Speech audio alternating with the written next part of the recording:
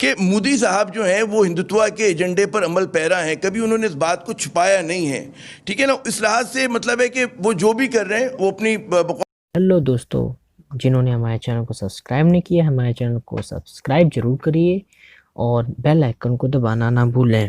दोस्तों, हम आपको न्यूज़ के साथ साथ आपको thugs moments of Indian media and Pakistani medias and funny videos और भी इंटरेस्टिंग चीज़ें इस चैनल के माध्यम से आपको हमेशा प्रोवाइड करते रहेंगे।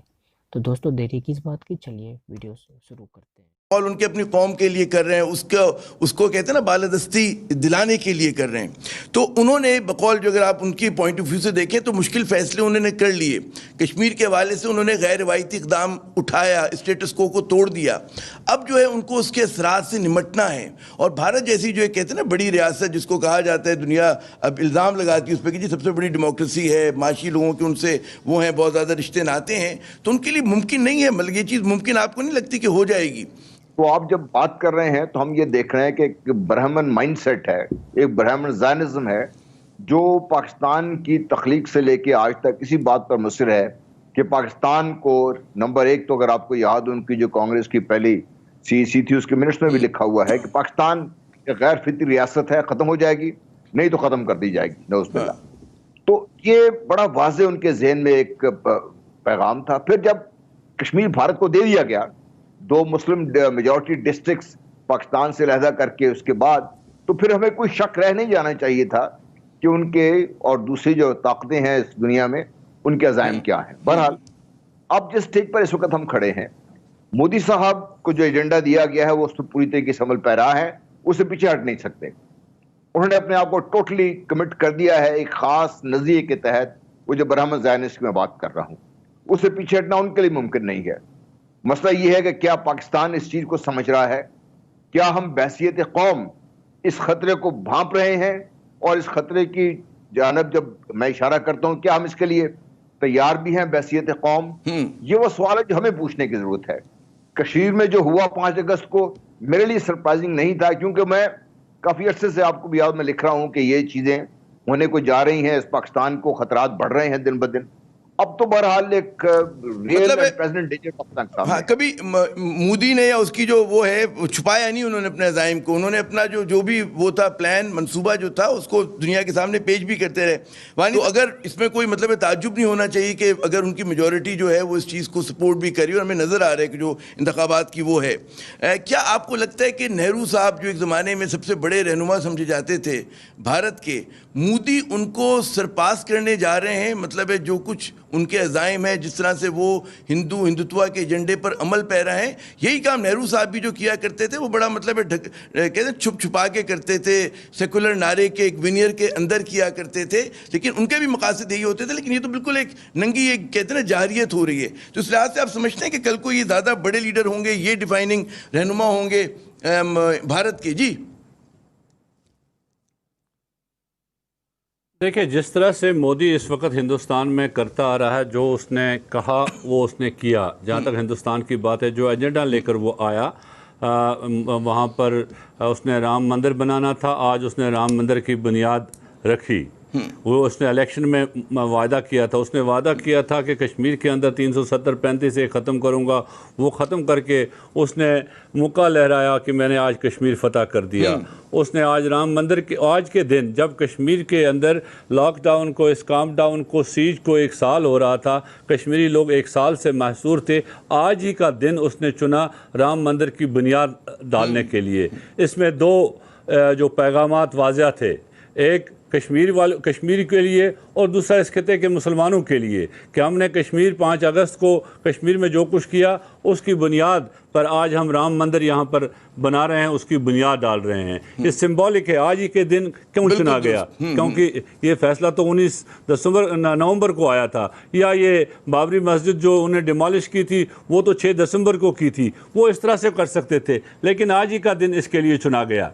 तो इससे ये साफ ज़ाहिर है मोदी और उसकी हुकूमत, आरएसएस की हुकूमत, जो जनरल साहब भी कह रहे थे वो हिंदू ज़ायनिस्ट हैं, वो हिंदुता के आइडियोलॉजी, जो आरएसएस की आइडियोलॉजी शुरू से रही है हिंदुस्तान में, उन्हें बड़ी अरसे के बाद उस पूरी सोच को हिंदुस्तान में हुकूमत करने का मौका मिला, और मेजॉरिटेरियन हिंदू रिजीम इस वक्त हिंदुस्तान में कायम हुई है।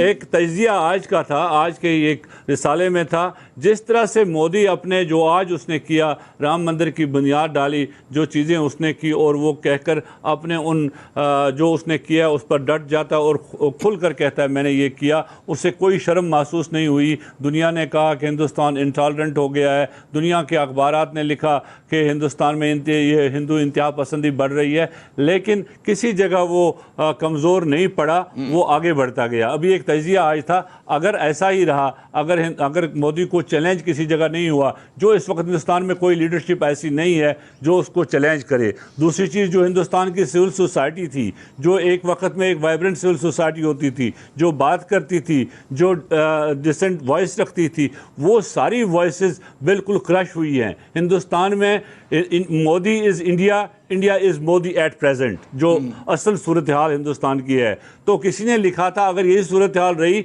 तो शायद अगले 2024 में मोदी प्रेसिडेंट ऑफ इंडिया बनकर फिर प्रेसिडेंट पुतिन की तरह ताहयात प्रेसिडेंट बनेगा या जिनपिंग की तरह ताहयात प्रेसिडेंट बनेगा। इस तरह की सिचुएशन उसने हिंदुस्तान के मेजॉरिटेरियन हिंदू में कायम की है। लेकिन इसके साथ साथ जो एक सेक्युलर स्टेट है, वो पोलराइजेशन भी इंडिया में बिल्कुल वाज़ह हो गई है। उन्हें भी एक वाज़ह पैगाम मिल गया है कि there is no room for secularism in India, though there is no room for plural society in India. लेकिन एक अफसोसनाक बात है, ये जो सब कुछ हो रहा है इस खिते में, इस या हिंदुस्तान के अंदर या जो मकबूजा कश्मीर के अंदर उसने किया, अभी तक जो दुनिया की बड़ी ताकतें, उन कैपिटल्स में ये रियलाइजेशन नहीं बढ़ रही है कि हिंदुस्तान के अज़ाइम क्या है, हिंदुस्तान की हुकूमत किस तरह की फैशिस्ट हुकूमत है, उसके डिज़ाइन्स क्या है, ये रियलाइजेशन वहाँ तक नहीं बढ़ रही, वहाँ तक नहीं पहुँची। अच्छा, हमें मिसाल तो स्वागत है आप सभी का मेरे साथ। वीडियो आपने देख लिया है दोस्तों। ये देखिए, ये जो डर है वो पाकिस्तानी मीडिया के अंदर आज भी मौजूद है और आगे भी रहेगा जब तक मोदी जी यहाँ पे रहेंगे। और आई डोंट थिंक कि मोदी जी के जाने के बाद भी ये इनका जो डर है ये ख़त्म हो पाएगा। देखिए, हिंदुत्व क्या है, हिंदुत्व को लेकर ये इतने जो है इनकी फटी हुई होती है सारा टाइम। हिंदुत्व यार कोई मतलब कह सकते हैं आप रिलीजन, एक जीवन जीने का तरीका है जिसके बारे में ये बात करते हैं। हिंदुत्व को कभी भी मतलब आई डोंट थिंक कि मेरे अकॉर्डिंग धर्म कहना तो बेवकूफ़ी होगी ना। हिंदुत्व तो यार एक जीवन जीने की शैली थी। हिंदुत्व लोगों से प्यार करना, लोगों की केयर करना, जानवरों को केयर करना, हर एक चीज़ हिंदुत्व के अंदर थी। कामनेस जो है हिंदुत्व के अंदर थी। और ये जो बकवास कर रहे हैं कि Modi is India, India is Modi, और ये बकवास इनका कुछ होने जाने वाला है नहीं, मुझे नहीं लगता कुछ होगा। लेकिन दोस्तों, आप और हम एक ही चीज़ कर सकते हैं, वो कर सकते हैं अपने देश के लीडर्स पे भरोसा। और इंडिया इनके साथ क्या करने जा रहा है ये आप सभी जानते हैं। हमें गिलगित बाल्टिस्तान और पीओके का एरिया चाहिए। और ये लोग जैसे कह रहे हैं कि मोदी अपने एजेंडे पे है, तो ये बिल्कुल सही कह रहा है। इंडिया अपने एजेंडे पर ही है, मोदी अपने एजेंडे पे ही है। और उसने कहा था कि पीओके और गिलगित बाल्टिस्तान को हम अपने अंदर मिला लेंगे, तो हम मिला लेंगे, कोई प्रॉब्लम नहीं है। दोस्तों, मिलते हैं अगले वीडियो में। नमस्कार, धन्यवाद।